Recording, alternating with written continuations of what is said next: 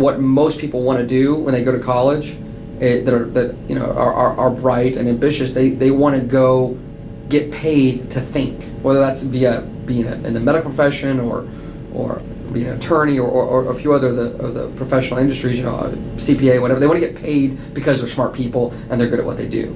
But they don't want to go find the business. They don't want to be in sales. They don't want to be their own boss. They don't want to have that responsibility. And at the end of the day, that responsibility is where the real financial rewards come from.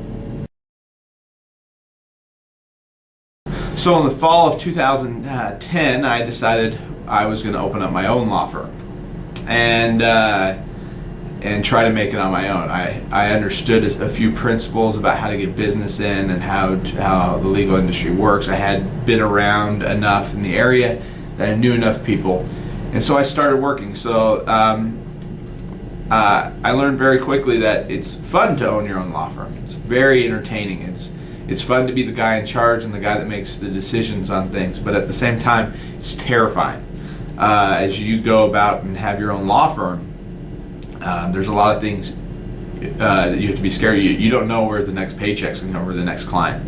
Law isn't like other industries that you can demand the same customers weekly or monthly. You know, in the food industry, if you own on the border, well, maybe somebody will come and eat at your restaurant, you know, 2 times every month.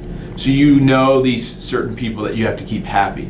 Legal industry isn't that way. You have somebody, and then you hope that person goes out and says good things about you. If they say bad things about you, you do a bad job, you won't be in business very long. In order to have your own law firm, you definitely have to be able to be honest with people and straightforward with them, and they have to like you. You have to have a likable personality, which is, you'll go to law school and you'll find out a lot of attorneys do not have a likable personality, mainly because of they have other abilities that they're good at. Personalities weren't necessarily always the best at law school, but you'll figure that out when you go to law school and go through it.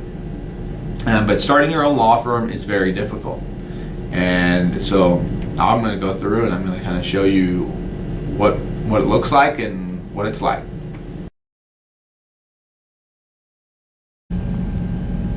I know I'm here in Dallas, Texas, but today it decided to snow a lot.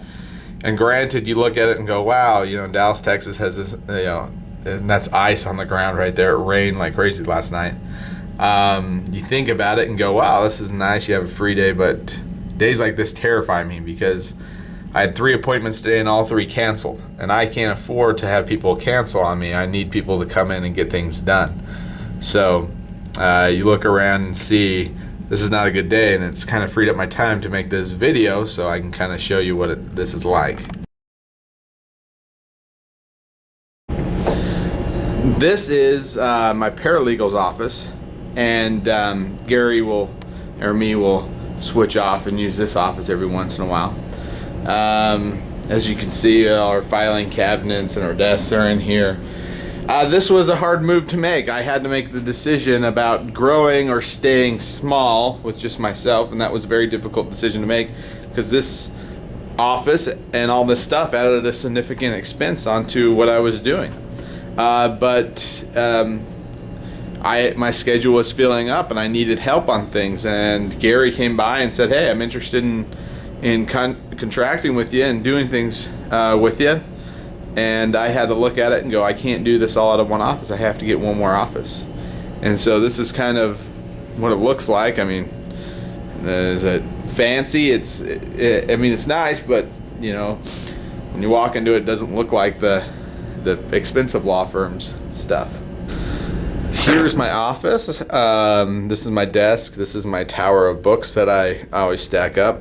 Right over here is my credit card processing machine and printer. There's where I put my books. I have my books back there. That's my chair. Right up there is my computer. I just have a small office space here in this bank building, and I have 2 little chairs here. And my phone's ringing. And that's another thing here's my diplomas up on the wall. I send everything to my cell phone, and the reason why is a lot of attorneys don't do that. When you are starting off your own law firm, you cannot afford to miss a call, which I'm missing right now, which I granted it's probably my wife. and she understands. I can get back to her in just a moment. But as you can see, this is kind of how it all started off. For kids that have decided to go to law school, what are some ways that they can minimize their student loan debt in order to make it more advantageous for them to make that decision to go to law school, and so they're not leaving the school with enormous amounts of debt and a hard ability to pay it back? What would you advise as some ideas that they can do? Okay, first things, as soon as you figure out you're going to do the law school deal, so let's just say you're a freshman in college and you know you're going to go to law school. Time believing that, but let's say that's the case.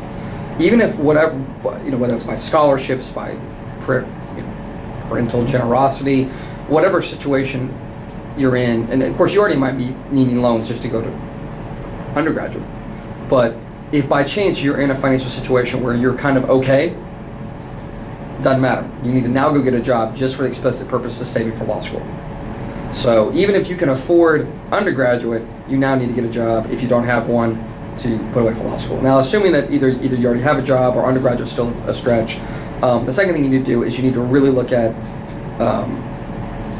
the practicalities of life. I mean, a buddy of mine, when he graduated, he rented a house with 3 other guys when he went to law school.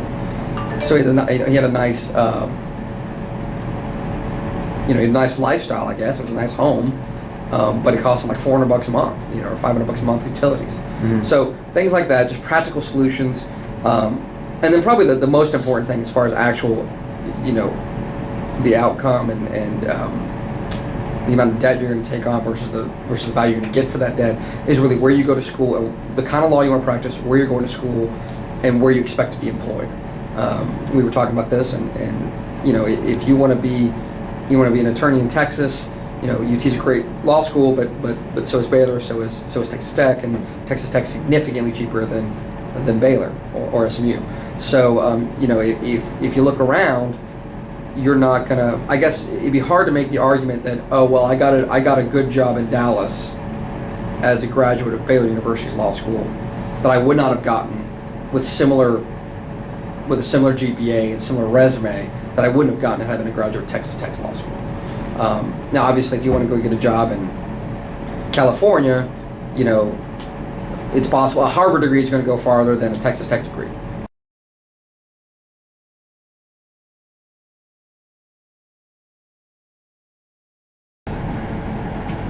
If you could go back to when you were in college, would you become an attorney? Yes, back in the 70s I would have. But let's say you are now a young girl. If I were in college now, yes, I would seriously think about it because it's difficult with private ownership of a business is difficult in this country right now.